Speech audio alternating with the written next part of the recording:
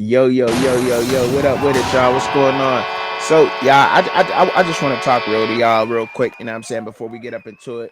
They say don't mix politics and sports. Well, look, I can't, how you cannot on at the day after the election, how can you not talk about the election? And I'm in a swing state, Pennsylvania, and how come we can't talk about it? It's adults. I'm going to talk about it because for the simple fact, I think a lot of people have their own reasons why and not understanding how this happened or whatever else they want to think.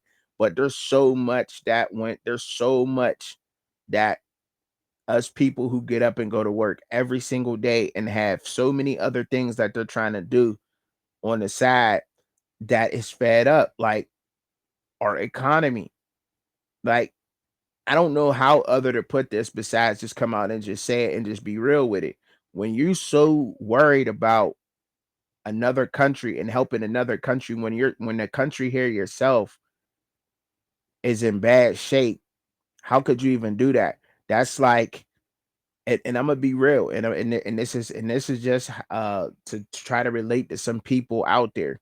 If you have a significant other, or if you have a wife, a husband, or if you just have a girlfriend, how are you going to say never take your girlfriend out on a date, but you go watch the football games at your boys every Sunday faithfully, but you never can make time for your girl? I'm just saying, or vice versa. Or it could be your kids. How could you say you're going to go out to the football games every Sunday, but you can't put an hour out of one of these days to take your son to go throw the ball with him or whatever it may be. You know what I'm saying? Um, it goes on constantly, right? And it's just and that's just the way it is. Why? How in the heck could you do that? There's so many problems here, so much here, and I think a lot of people are not okay with that. Now, do we sympathize with the people that's going through problems? Absolutely, we're human beings. But when you're diverting, putting a lot of money into other things, and you saying what's going on here, and then another thing that I think that may have swung people and on top of the economy is also the the raises that people have not been able to get in Pennsylvania. I don't know. There's been very few people in these past couple years who have been able to get a raise, and that's because of everything being so high to the company and the company having to pay. And look, our problems are us getting to work and not making enough money or not making a desired amount of money we want to make. But if you own that company, then a problem is I'm paying so much taxes out the ass to even run this insurances, uh, so forth and so on. They got to keep things upgraded. Things have to be up to code, this and that, to make sure. And I can't even break even with it. And then being a truck driver on top of it, the reason why things have went down so much is because we have what you call lanes. How you get paid, these brokers have lanes. So a lane, for instance, would be Chicago to Atlanta, or Cleveland to Philadelphia. That would be considered a lane, right? That lane pays a certain amount of money. Now let's say if you're going from Cleveland to Philadelphia, that pays $2,500, right? Normally. Now the problem is that you get a lot of these newer people from I don't know, they could be from any country, man. And but they're quadrupling their money when they send it back home, and they're not keeping the money in America, right? So and this is what it is, and they're new, right? They don't know that lane is 2,500, but they're saying, okay, there's three people that want to take that, right? Somebody might have said they'll take it for 22. Somebody might say they want to take it for 24. Um, if the broker's offering you 2,500, then it's probably going for probably 28 or maybe even more. I may be lowballing, but I'm just trying to give y'all an example. And somebody from, I don't know, they're not from America, right? They whatever. And this is true, y'all. I'm just being honest. I'm not. I'm just giving it to y'all the real in the way that it's going. Somebody may not take it and say, okay, I'll take it for 600. I'll take it for 700. Well, it takes 700 to $1,000 to fill up a a semi truck that has a sleeper on it, a bed, refrigerator, whatever. It takes about 700 to $1,000 to fill it. So you mean to tell me you're going to drive from Cleveland to Philadelphia for $700? Mind you, you going up and down a hill somewhere, and with them heavy loads, you got to come down the mountain some way, somehow. It's just what it is to get up into Philly from where you at. All right. And I don't care which way you go. Um, Mind you, you're gonna burn that out. You're gonna have to fuel before you get there, right? That's just fuel. Now, for instance, you got somebody taking that and they're gonna do that. So now the broker saying, I got somebody gonna do it for 7. I'm gonna keep going to that person, right? Because that's just what it is. It's just what it is. Supply and demand. Okay, cool. And that's what's messed up a lot of things going on with that.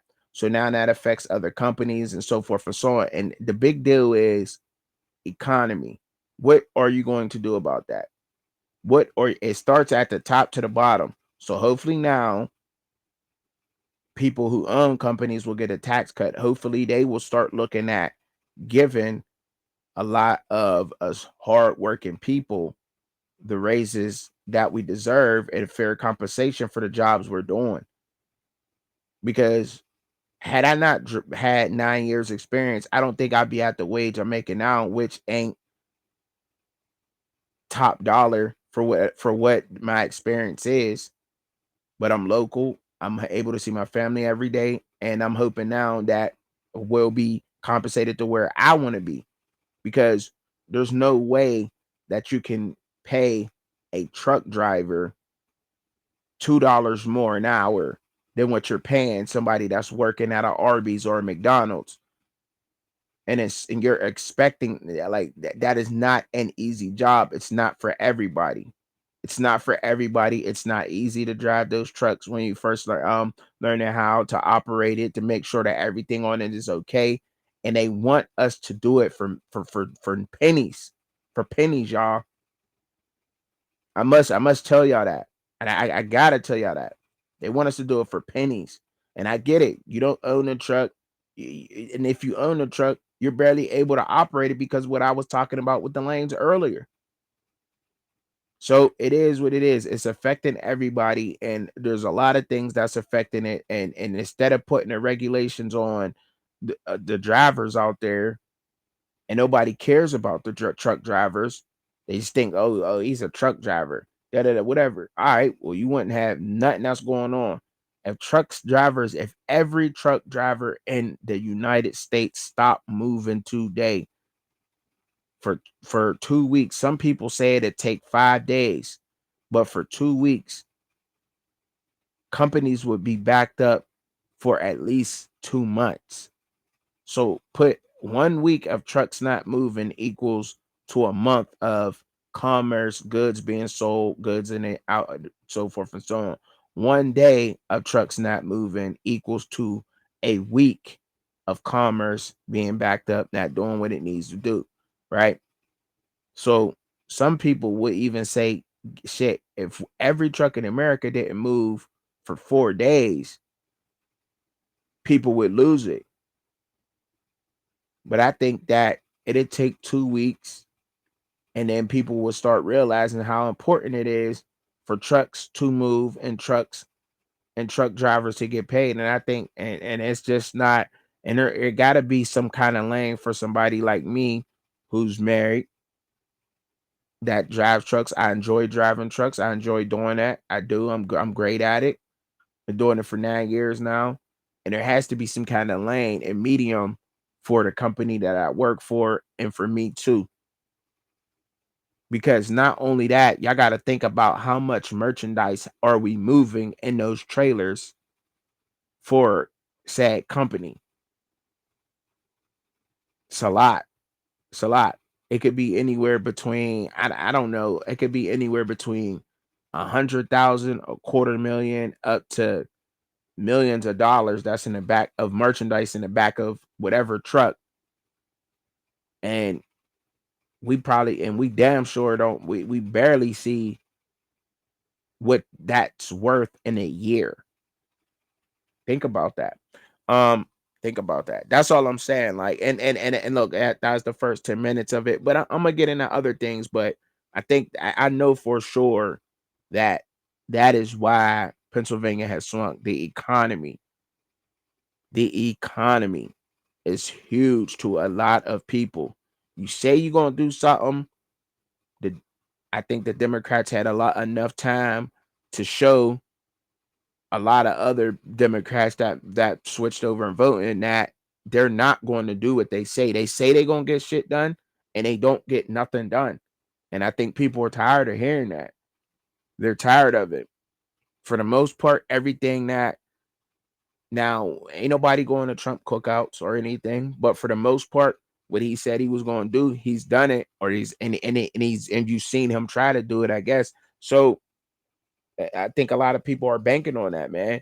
And it's just really that simple. But I just wanted to break down a little bit of my job and how the economy affects me and things out there that has been affecting us and why it ain't, and how is it so easy for somebody who not born in the country to drive this federal Department of Transportation number, because those numbers on the side of this truck, those are federal government numbers on the side of those trucks. When you see those numbers on the side of trucks, you always say, "Well, what's that DOT or the MC number?" That stands for motor carrier. Those are federal numbers, state and federal. All right. I just wanted to let y'all know that. So if anything in about once we go to a company and if anything gets taken out the back of the truck, that's federal. Somebody robs that truck, it's federal, but yet nobody has job security. The lanes keep going down in price, and truck drivers, even local truck drivers, especially local truck drivers like myself, are overworked and underpaid and undervalued. Same thing with over the road drivers. They drive a lot of miles. They have to cover a lot of mileage, and they're undervalued. Nobody cares. Nobody's patient with truck drivers. Got to deal with drivers on a daily basis. Everybody got somewhere more important to go. But the vehicle you're driving in was brought and hauled to the car dealership by a exactly. So I'm gonna just keep it moving, man. Like I think it's important for what everybody's job is important. We all need each other, right? But you know what I'm saying? But truck drivers are most definitely very important. And you want somebody to operate it for $2 more than somebody making a fast food restaurant. And that's somebody with a year's experience over the road that's trying to come local. Yes, they probably better off working at a Walmart. Like, I don't think y'all understand that. Like it's stocking shelves. Like that is that's a slap in the face. That is a slap in the face. And you wonder why you're seeing a lot more truck drivers be aggressive and have added so forth and so on. Like, fix that. Same thing with police. Fix that shit, man. But for real, man, for real, fix that. It's time that people start. You know, what I mean, public safety and the moving of goods is important, and those are two jobs that definitely need to go up. And people are tired of not being able to get bonuses, raises, so forth and so on. And I know that's why Pennsylvania swung heavy, heavy. I've been hearing it for a long time. I already knew it was going to happen. Um, I've seen it multiple times, and then we get people out here that say, "Well, well, why would you do this? Why would you do that?" Like, nobody cared. You like about supporting each other. You barely do it yourself. You barely support somebody you know. Like, it is what it is. It is what it is, man. People are tired of hearing empty promises. And that's all we have gotten from Democrats for years. For years. Oh, we're gonna do this, we're gonna do that. They never do it. Never. Never do it. never make it a big deal. Forget about it, move on to the next thing. And then here you are. And then something comes up overseas and you go overseas and play Captain Save-A-Ho. No disrespect. And I hope people ain't taking it as that. But go over there and make things right over there and fix this and fix that and do this and do that and tax us to help them. Meanwhile, we over here struggling like a motherfucker. People tired of that. People was tired of that, man. And a lot of people woke up with and there's a lot of other values too that I think that went in on that, but I'm not gonna get into all that. I'll keep it to the bread. And then now, you know what I'm saying? I'll get into what I could really came here to talk about. But I just had to get that out. Like, there's no way I could not spend time talking about the election the day after the election, y'all. It's just impossible. And I'm just real like that. And that's what I'm gonna do. All right. So my Pittsburgh Steelers, change gears, have traded the Jets a 5th round pick for Mike Williams. I'm loving it. I'm loving it. I'm loving it. Yo, like the thing with Mike Williams is, right, we know he had an ACL tear in 2023, just went to the Jets. He got 12 receptions right now for 166 yards this year, but total throughout all his years, he's previous to coming, he spent 7 years with the Chargers. We like a loyal person. He stayed there. He played in 97 total games, y'all. He started 65 of them. He had 321 receptions for 4,972 yards and 31 touchdowns total. Now, that's not including his rushing and everything, but he was 1,000-yard receiver in 2019 and in 2021. It is what have you done for me lately, right? Mike Williams went over to the Jets. It's a crowded wide receiver room over there. Not to say ours isn't. We got young receivers that is becoming. We need some veterans in that room. Now we got Van Jefferson, right? Um, we got Van Jefferson, and people keep saying, "Oh, the Steelers need to win with a 50-50 ball." I don't think that that's true. We do not need to win with 50-50 balls. We're not relying on them. Now we do have the possession receivers to win those. Mike Williams, he's known to get up and grab those. George Pickens, he's definitely known to get those. But also people forget about Mike Williams also being a good guy that was across the middle, right? A good X guy. He's a good X guy.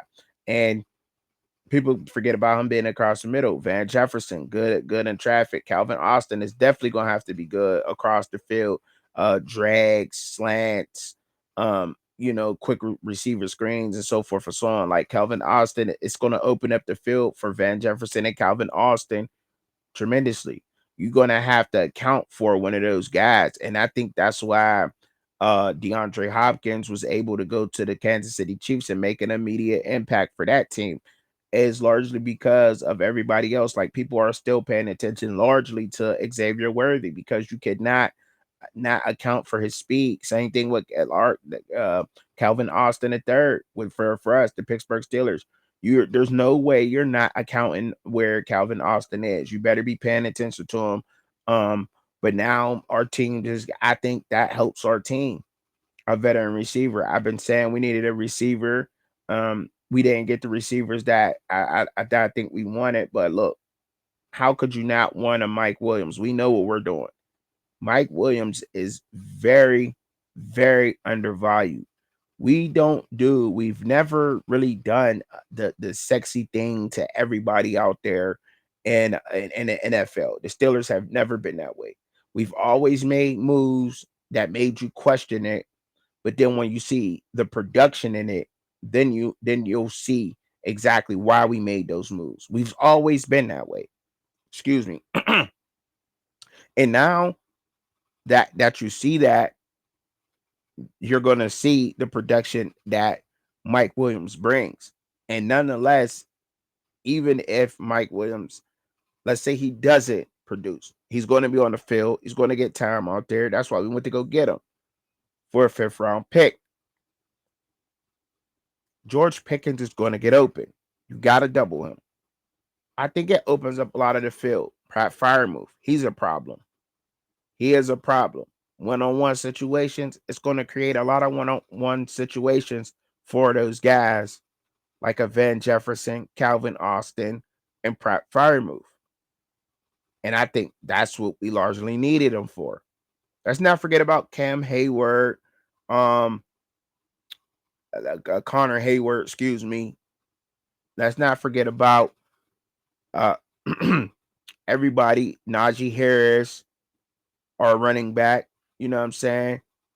Jalen Warren, Darnell Washington at tight end, other people who also are going to be able to provide some movement for that offense of ours. Darnell Washington is like an extra tackle that can move, whatever. People say he's slow.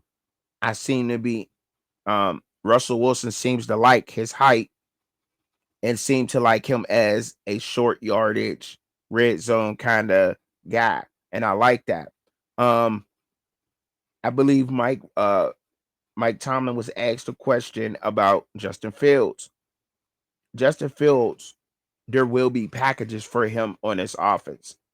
So now the Steelers are doing something different now that it's tried to be done, and it's not the first time two quarterbacks have played and had packages in the NFL. However, it wasn't successful, and I think ours will be. Ours will be because you can't just account for Justin Fields to be a running threat. He can also pass. So we'll see what's going on with that. With that situation. We also picked up Preston Smith, outside linebacker, edge rusher from the Green Bay Packers for a 7th round pick. He's still currently going through the physical aspect of things to make sure that he's healthy and everything. I think this is a great pickup for us also. These are two veteran guys, experienced guys, not too old. Preston Smith, however, is going to be able to bring the veteranship over there and to be able to help out on the edge. He's had a lot of good success in the past, but has slowed down and kind of declined because of people accounting for Preston Smith. You have to account for him. Same thing with TJ Watt. People are double and triple teaming TJ Watt. He got to take on the tight end getting chipped by him, then the tackle, sometimes the guard, and the running back, which leaves a straight B line for Alex Highsmith or Nate Herbig. Now, having a guy like Preston Smith added into that rotation, and he's a rotational piece, it's just going to be dangerous because Preston Smith was used for the Packers. He can play 3 tech. He can also play the 5 tech, 5 technique. So 3 tech, he can also, give Cam Hayward a little breather at times. We may even put Preston Smith out there in the middle one time, with Highsmith and TJ Watt. And then we can also put him on the outside and rush him there. So he's a versatile defensive lineman, outside linebacker that the Steelers are going to be able to use. Big guy, man. One time was in the SEC, all SEC type of player back before he came up out of the draft. I think that our team is on course. No, we didn't get the superstar pick, but we got what we needed to fit the role, and we're gonna continue on rolling. And I'm excited about both of these moves, man. As I can see, I'm coming down with like a little cold, but that don't stop me from working, and it ain't gonna stop me from getting up out here. But that's what's been going on with me for the past couple of days. And now the Colorado Buffaloes. Let me take a sip.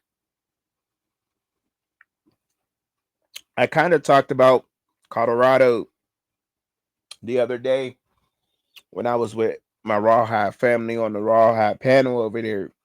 And by the way, y'all make sure y'all go check out his Discord and everything. Because the Discord that goes down over there, show love, support to my brother Rawhide and everybody about there. All right. So I want to talk about and I kind of went through it real fast, right? But and that was because I did some film on it. So I had to go and actually rewatch the video and take down the notes of what I was saying because I was just flowing with it while I was cooking. But anyway, so I went in down and I got in my notes and looking at this team, right? The Colorado Buffaloes, they absolutely have a chance for the playoffs, right? They do. They absolutely have. They still have a chance to not win, and they're going to get everybody's best games. Like they're going to get everybody's best um effort up out of these last games. That's why these last four games are not just a walkthrough. A lot of people think that Colorado is like hands down going to walk through these teams. I've what I've seen in college football this year. I'm not going to say that. Do I want Colorado to win it and be successful? Absolutely. Um, but they got the right mindset. Colorado has the right mindset. Let's take Texas Tech up first. Let's not look past Texas Tech. Let's not look past Kansas. Let's not look past Utah. But have that goal set that you want to be in a Big 12 championship. Have that as your goal, but don't look past an opponent. Does that make sense? Right? You got your goal down, which is a realistic goal because it's not dreaming. This is a realistic goal, but to also have your sub goals to reach your main goal. And that's taking care of Texas Tech, taking care of Utah, taking care of Kansas, and then taking care of Oklahoma State University, right? So, um, with that being said, this team match up a lot and they match up well with Colorado. They match up very well with Colorado. I mean, all across the board. I got a pounding headache right now, man. Oh my goodness.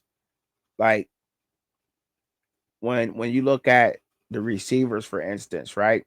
Their top receiver is Josh Kelly, right? Kelly has 68 receptions, 736 yards. He's averaging about 11 yards per catch.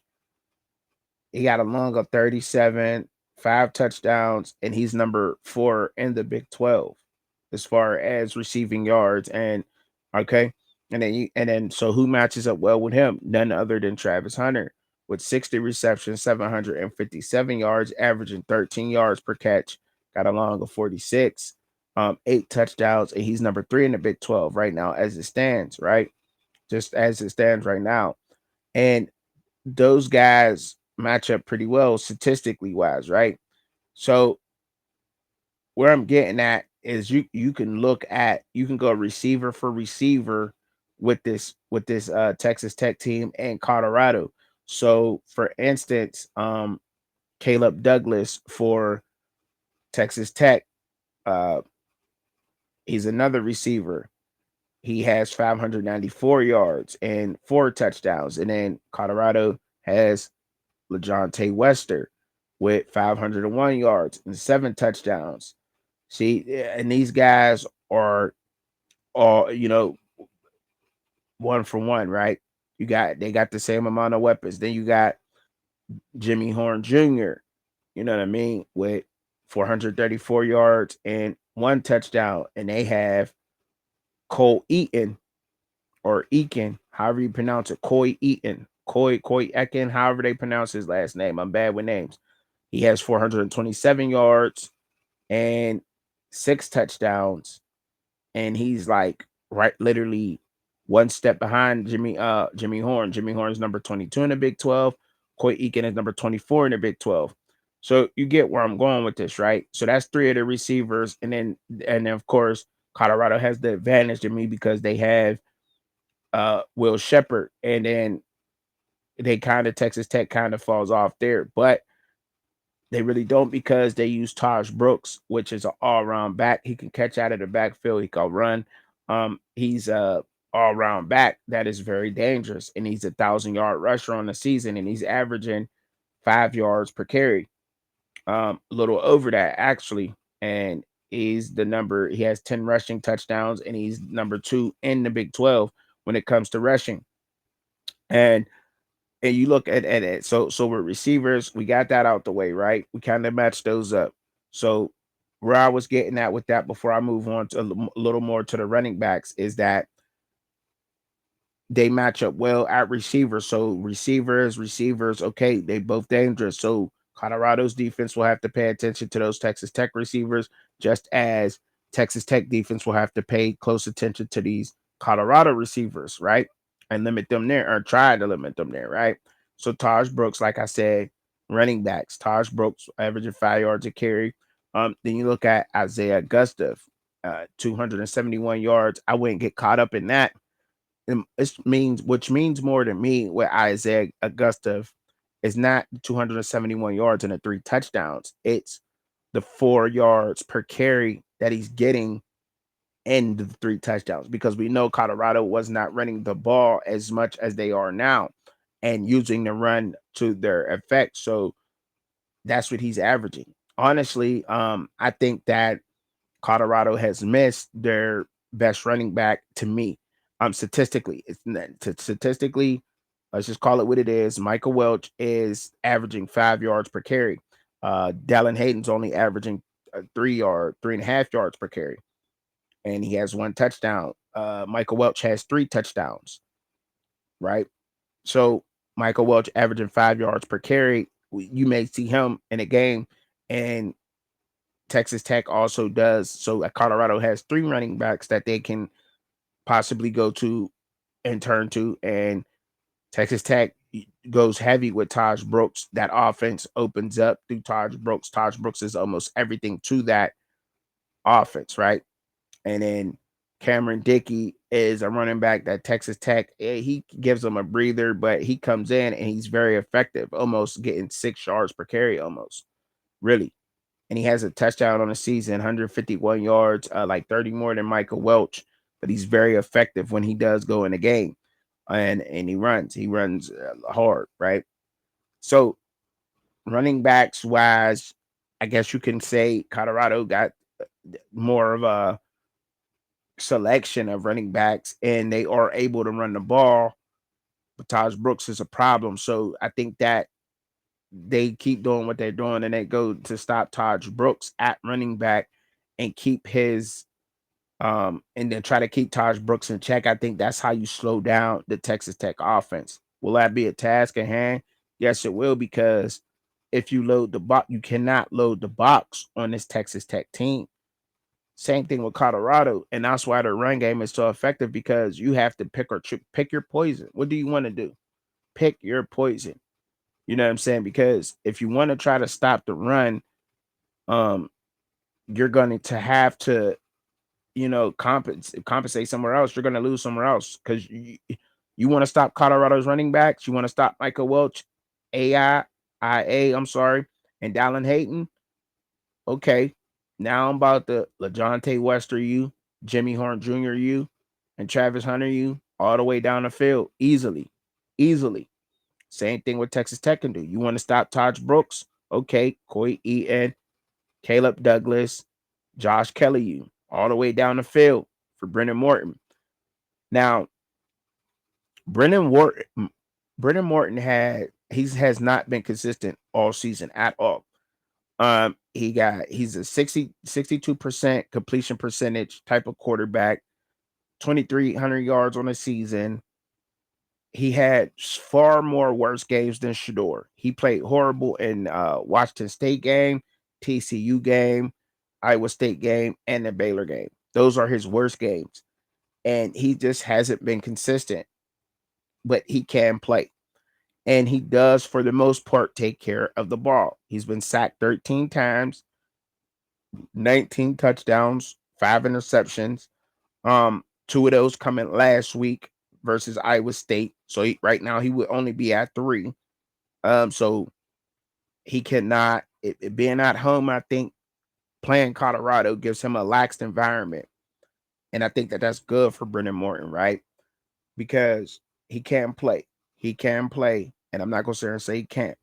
Shedeur Sanders, we know what Shedeur Sanders can do. He's he should be talked about as being a Heisman candidate, a lot higher up on that list, saying that this is a quarterback trophy. But we know what he can do. You have to get to Shedeur, because if you don't get to Shedeur and you let him be comfortable, he will pick your zone apart, your man apart. I don't care what you're doing against him. He will pick you apart.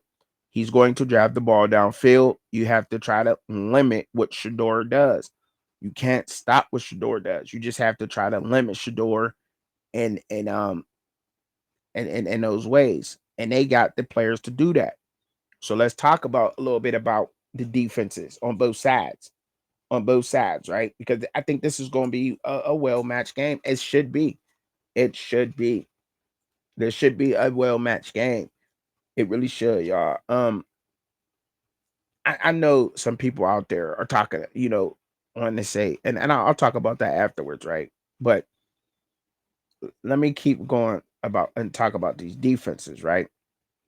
Because we know that the two tacklers for Colorado are Cameron Silman Craig, 5'10", 185 from Alabama, 47 solo tackles, 13 assists, 2 sacks, 3 passes defended, sitting at number 11 in the Big 12 as is right now, right? Nakai Hill-Green has been lights out. The linebacker from Maryland, 6'2", 230, 37 solo tackles, 22 assists, 2 sacks, and he also has 3 passes defended at number 12. So they're right there. Solomon Craig and Hill-Green is right there, back to back with each other. Solomon Craig has been excellent in the run game for Colorado ever since that Nebraska game. He has been excellent with against the run. He just has been, man. And even then, he was around the ball. He has a knack for getting in there, always around the ball hawking.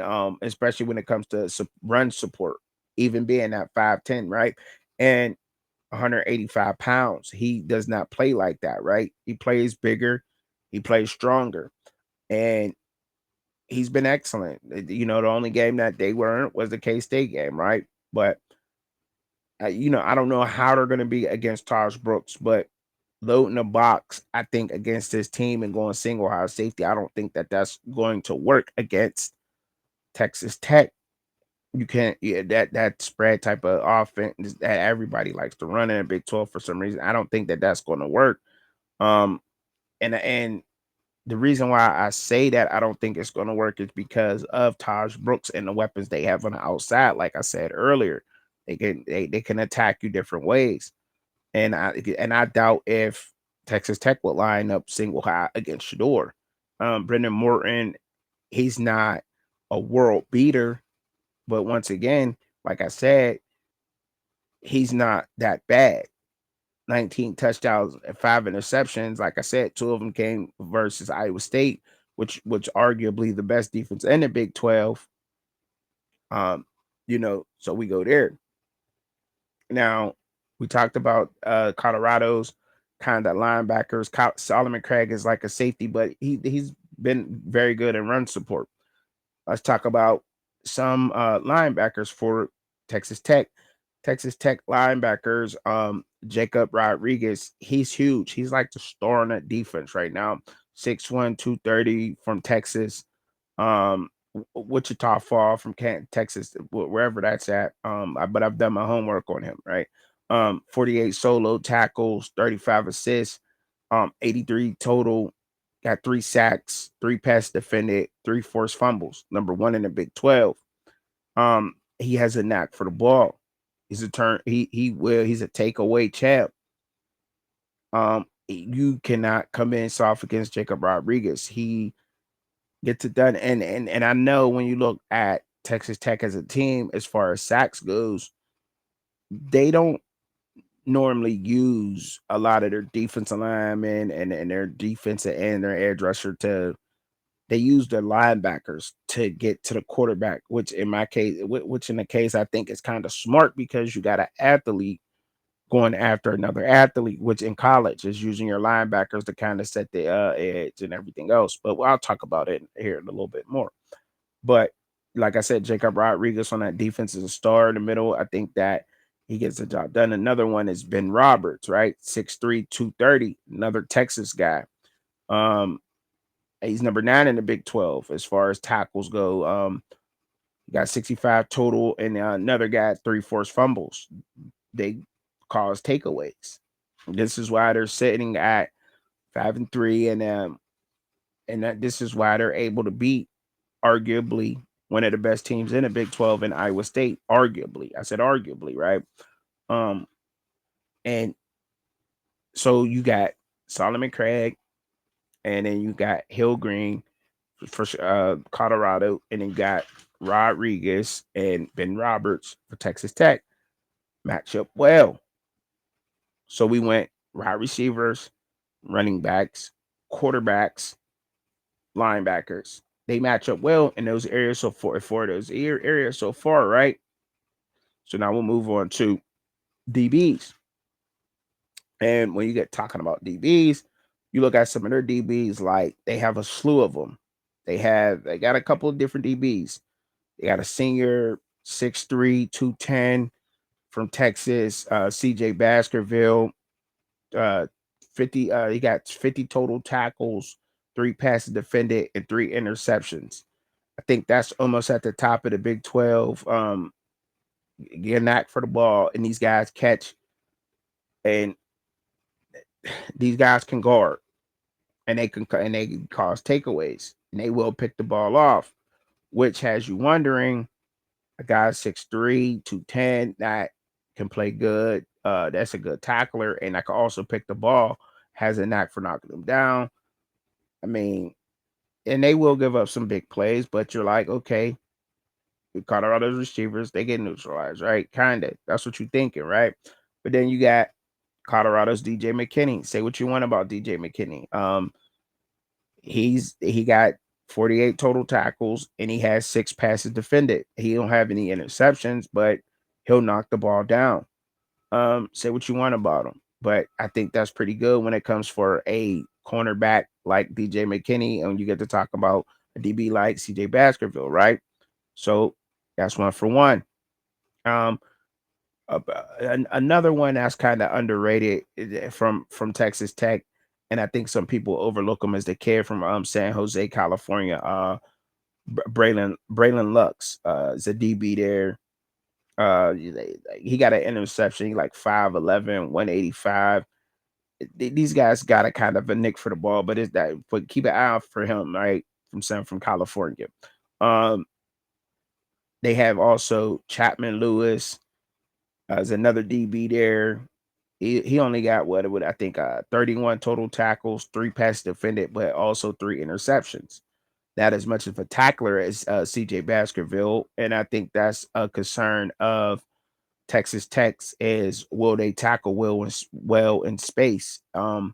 Because and I think that they have to get those receivers down on first contact, and I think that they haven't been able to do that well, and that's why some teams be able to turn some plays into explosive plays. And that's like a what catch that caught at 10 yards and he got another 10, so a 20-yard pass play, or you know what I mean? That's an explosive play. You got to try to limit those, and they haven't been doing very well with that. And there are a couple of losses this year, right? Um, but then they have AJ McCarthy, another defensive back over there, 21 total tackles, 2 pass defended, 2 interceptions, and he got a pick six. Um, so you get where I'm going. These guys have the DBs over at Texas Tech. Although Colorado does have their own, they do have their own. And Colton Hood, 5'11", 190. You know what I'm saying? He hasn't had a lot of time on the field, but I think he deserves more time on the field. 15 total tackles in a couple games that he has played, 2 pass defended, and 2 interceptions. He's already leading and tied up there with the top cornerbacks on the team, with Travis Hunter and with Preston Hodge. Um, People get on Hodge for some plays you give up. You're gonna give up some plays or whatever. 26 total tackles for Preston Hodge, 6 passes defended, 2 interceptions. Got a knack for the ball, man. And he's from Texas, so he's going back down to Texas. That's his home state. I'm sure that Preston Hodge is going to feel the need to play good. All right. He's not out of his element going down there. So let's look for Preston Hodge to have a decent game. And we know also Travis Hunter, 20 tackles, 7 passes defended, 2 interceptions, and 1 forced fumble for the game. which you can say that was his Heisman kind of memory or moment when he caused the forced fumble in the Baylor game to win that game in overtime, right? But they match up well kind of at cornerback. So you could look at their cornerbacks and say, can they neutralize the receivers of Colorado, and vice versa? Can Colorado's cornerbacks neutralize Texas Tech's receivers, right? And I think that we're going to kind of see a battle there with both sides, right?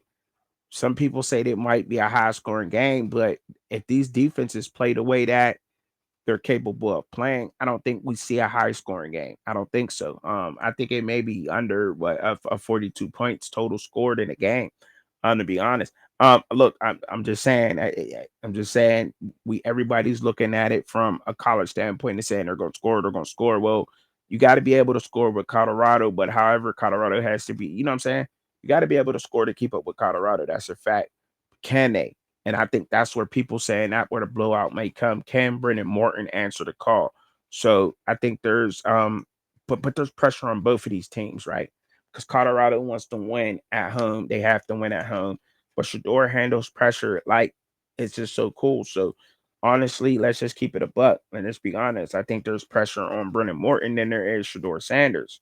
Now, now that we talked about a lot of different um positions on the field.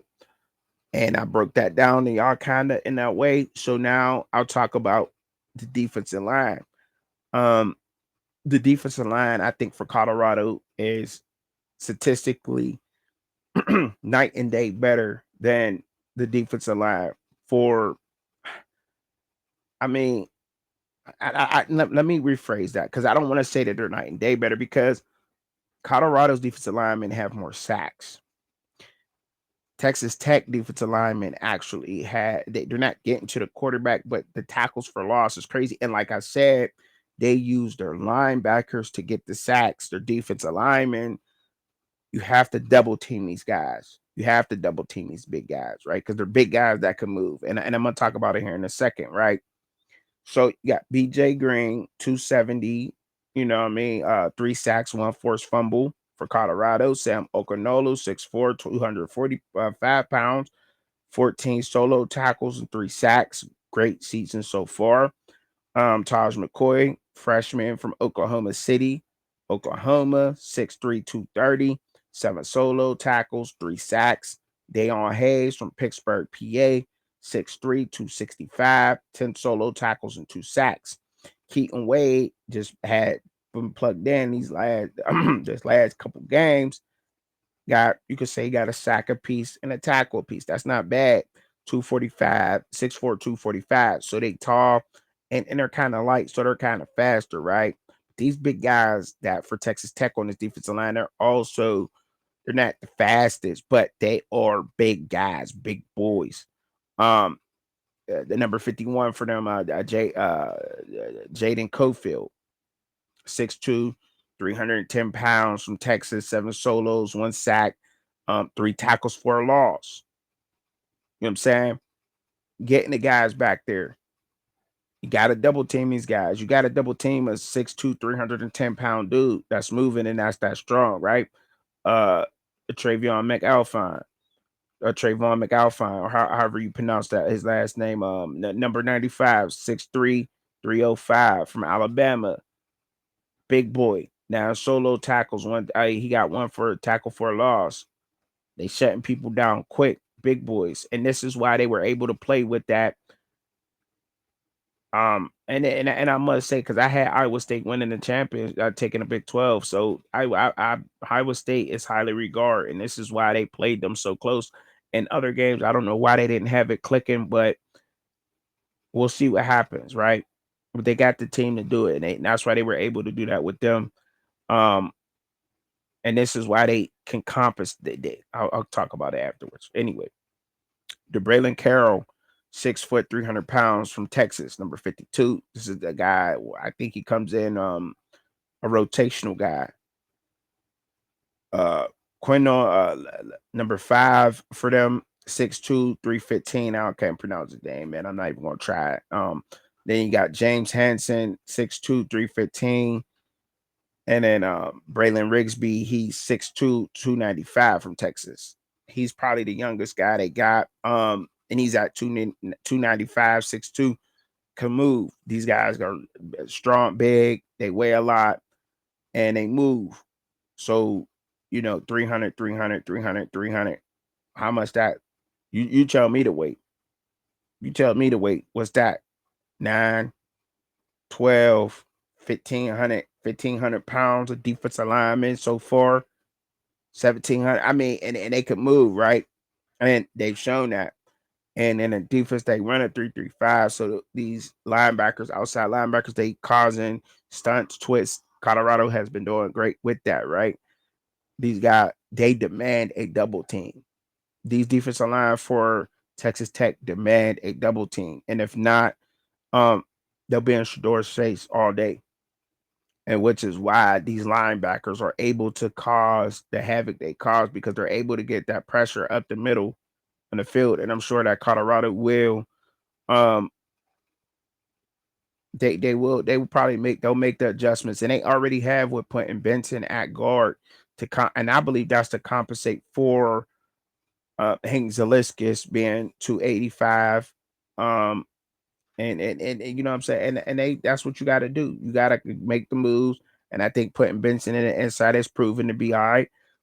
We'll see if they hold up this week once again. These defensive linemen, and those are some starters. I believe number 5 is a starter, number 51 is a starter, and I think number 95 is a starter. But the other guys, Rigsby, Hanson, and Carroll, I think are rotational pieces. And I may have that wrong because we don't know who they're going to go with, because it's the same thing for Colorado, right? Colorado goes between Wade, Hayes, McCoy, Okanola, and Green. And they swap out. Same thing Texas Tech does. And they're able to generate pressure with those guys because that's 900 pounds moving at you in the force every play.